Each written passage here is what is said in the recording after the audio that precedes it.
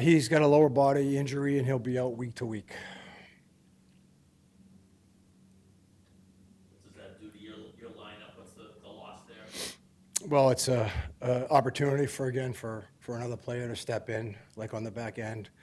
It gives someone an opportunity. Like tonight, it'll be Riley Tufte will jump in that spot here to start the game on the third line, left wing. Brazeau will be back in there, but it gives a guy like Riley Tufte an opportunity to probably get some more minutes, be used more in an offensive situation, playing with Maddie, and then see how he responds tonight. You talk about Witherspoon getting some power play time. What kind of led to the decision to give him a shot right? Well, I just think when we, with our back end right now, he seemed to be next in line. We wanted to give him a look with that second unit. We have a couple, maybe one or two other guys that could probably spot in there, but he seems to be the best fit right now. What do you think it's dried up for Brazeau offensively? I think, I don't know the whole answer. My thoughts are that, one, he's not playing on a top line or top two lines anymore. His role has changed since Coyle's obviously moved up there. I think that, right now when you get into post-break and you start to get into the stretch of this year here, the pace of the game increases. And so, Braz is more effective. Braz is an effective player, top of the circles down in the offensive zone. He's a reliable player defensively away from the puck for the most part, but, the pace of the game picks up, and that's where he needs to make sure that he's staying with it on top of that part of the game there. He can be a good player for us when he's moving his feet, when his reloads are good off the forecheck, coming back into our D zone. But as far as drying it up offensively, sometimes players go through times where you don't score. You got to find a way. He's a big body, get to the net like he does consistently, get pucks in there. He'll be back on the second power play unit tonight, so when they get their opportunities out there, hopefully he can chip in with some offense from there too. Do you anticipate any call-ups with Frederick out, or Not at the moment right now. you mentioned how Oh, sorry. opponents are keen on David on the power play.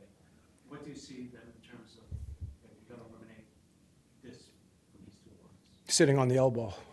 I mean, that's, when you're doing the penalty kill and you look at other teams, what are their strengths?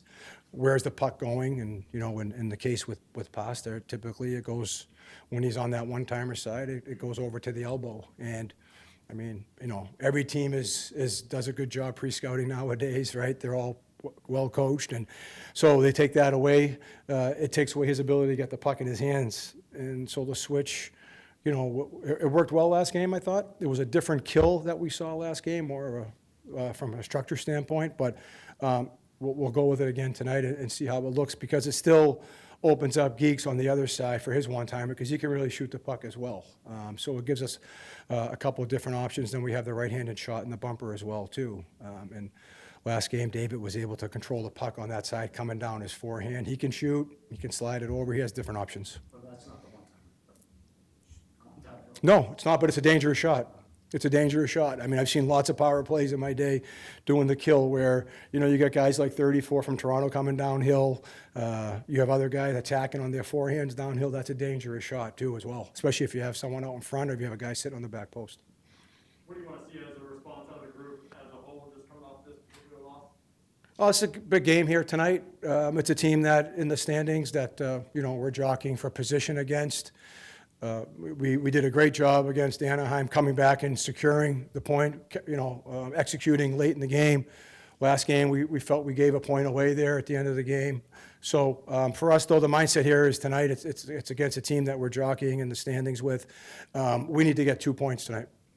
Kind of Contra, Tuesday, third period, he's still getting pretty regular shifts, 1 goal lead. Is he earning more trust in those kinds of situations? It's getting there. It's getting there. It depends on the game sometimes, how the game's going, how he's going during the course of the game. I thought that, last game he earned the right to play in the third period, especially when we were holding on to the lead. As long as Maddie's doing a good job, managing the puck in the offensive zone and not forcing plays, I think that his awareness is getting better. But it's, again, that's game to game, just depending on the circumstances, how he's playing, how the team's playing, how other guys are playing. Why do you think I don't know, Matty could probably look to put the puck on net a little bit more at times. I think that he's a pass-first guy by nature, it seems. But, like on the power play the other night on the elbow, he had a couple opportunities coming downhill. He's almost in between, should I pass, should I shoot? He ends up shooting, not getting all that he can on it. So, but no, he had a good opportunity. I think it was either last game off a rebound, the game before. Just got to be on net, get his opportunities. Like any player, if you're not scoring goals, you got to find a way to get to the inside of the ice. It's hard to score from the outside unless you have a big time shot, right? And so he's a little bit obviously he's not the biggest guy, but he can still find his way to the inside more and probably get some more opportunities, some better looks from there. Yeah. So what's the mindset just coming off the last loss there, just getting back out there today? It's tough to see those games slip away for sure, but if we're trying to be positive, we've taken 2 points out of the last 2 games, and if we can get 4 out of 6 here coming out of this week, it's something to build off of for sure. I think there's things we can learn from last game. I think there's a lot of things we did well as well. So just continue to build our game and get back to our structure and the way we can play. How big do you view this stretch coming up, just in the playoff picture and trying to stay in the hunt? It's massive. I mean, the less games we play with, more points are up for grabs, and I think guys are aware of what's going on around the league and how well other teams are playing that we're going up against. So just being able to try to know where we're at, but kind of focus on what's in this room and building our own game. How did you like that power play spot on the left side there? It was good. I mean, I think we moved the puck well. We play with it a lot of the game. We're fortunate to get a few opportunities too. So it was good. I think, with that, there's a lot of different plays and opportunities you can go off of. You can run off Dave's side. Obviously, it's more of a shot on my side, but you saw in my goal how we kind of went down and into Marsh and Lindy. So there's a lot of things we can do, and we'll just try to keep building and keep growing as a group out there. You talk about learning things from the last couple of losses. What's one big difference you guys need to make tonight to make sure you guys can pass?